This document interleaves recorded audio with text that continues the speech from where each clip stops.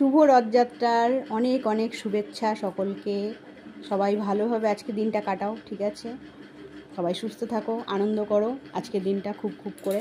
আর টুকিটাকি যেরকম দিন চলে আমার সেইভাবেই আজকেও দিন চলছে রোজকার মতন।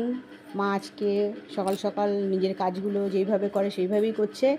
আর সবজি টবজিও কাটাকাটি হয়ে গেছে, তো কী কী কাটাকাটি করেছে চলো তোমাদেরকে দেখাই। যে উচ্ছে গোল গোল করে কেটে রেখেছে, এটা ভাজা করবে। আর এখানে কেটেছে পেঁপে আর আলু, পেঁপে আলু দিয়ে একটা তরকারি হবে। আর এখানে মাছ রান্না হবে, মাছের জন্য যে ছোট ছোট করে আলু কেটে রেখেছে। পটল পটল কি রান্না করবে মা? পটল পেঁয়াজ দিয়ে ওই মাখা মাখা হবে আর কি।